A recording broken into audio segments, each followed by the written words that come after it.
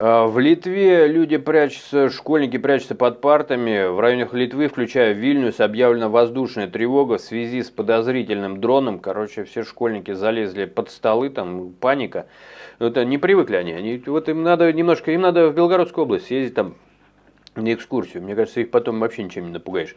Там народ такой, их бомбят со всех сторон. У них бомбы падают и российские, и украинские. Они такие уже живут, думают. Причем, если они что-то начинают говорить, Соловьев, там есть один деятель, он говорит, я еврей. Ну, я просто на всякий случай дополняю, чтобы было понятно. Он говорит, русский мир несу, я еврей, заткнитесь нахрен. Он прям на них напал там.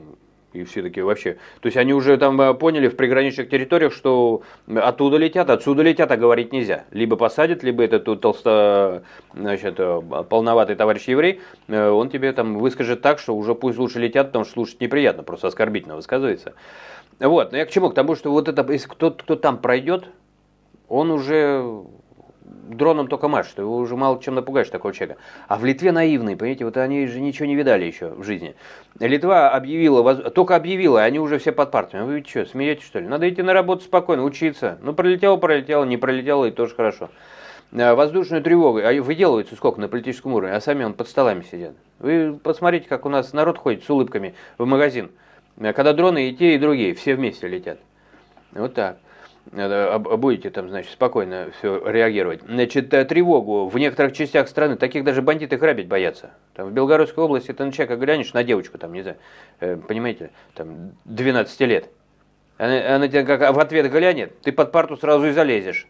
Почему? Потому что человек растет в правильных развивающих условиях страны. После того, как неподалеку от границы был обнаружен подозрительный дрон, дронов там песню пел, наверное, они залезли под столы. Приближающиеся из Беларуси, через Беларусь заехал дронов к ним, говорит, я вам сейчас тут зашаманю, они все под парт сразу.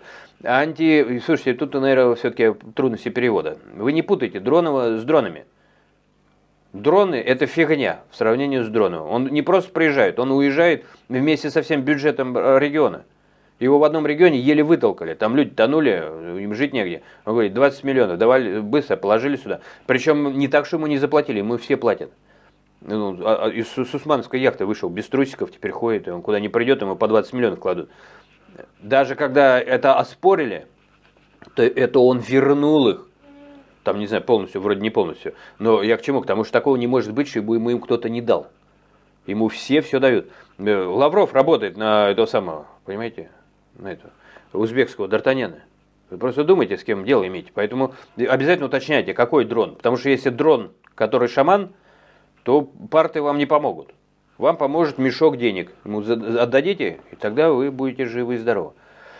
Вот, я бы дополнил так. Но, тем не менее, что, значит, Делф пишет, что литовцам приходит оповещение с требованием немедленно последовать в укрытие. В Вильнюсском районе объявлен красный сигнал тревоги. Да что это такое? Не знаю, белгородцы пишите. Красный сигнал. Вы поживите в условиях, ну вот эти хоть под партами может спрятаться. А там выходят такие, говорят, что происходит-то? Что нам делать-то? Горит какой-то сигнал. Не у всех парты есть, не у всех школы есть. Вон там сейчас из одного региона говорят, Путин, договоритесь, пусть нам Си Цзиньпинь школу построит. У людей школ нету, поэтому нету парт, некуда залезть. И ничего, не плачут. Люди укрываются на парковках, школьники в коридорах и под партами. Закрыт аэропорт Вильнюса. Вот так. Один раз за аэропорт закрыли, целую новость накатали. Вот, как детский сад, Астра публикует. Вот, но она отталкивается вот от Делфи вот этого. Высшее руководство Литвы также отправилось в укрытие, тоже под столы залезть. Все под столами, короче, все. Все в сад.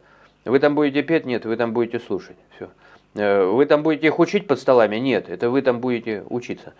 Всем здоровья, будьте осторожны, кто не знает, что такое улыбаться всегда и быть спокойным и хранить свой генофонд в своем лице, быстро в Белгород, значит, пожили недельку, вышли оттуда. И можно из вас сделать гвозди.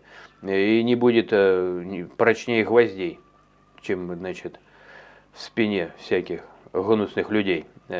Мысль человека, который побывал в приграничных территориях.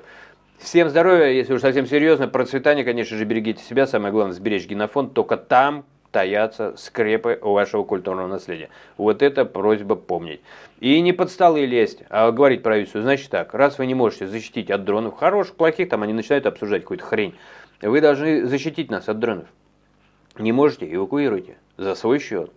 Если все перекладывать обратно на ответственных лиц, на тех же чиновников, если они реально начнут почки продавать, чтобы расплатиться за свои ошибки, они «я уволился», для кого-то уволили.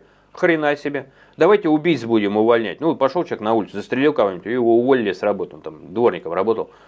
Что это за шизофренические какие-то формы ответственности? Увольнять с работы за то, что там кто-то где-то погиб. Там, ну или да, безопасность страны нарушена.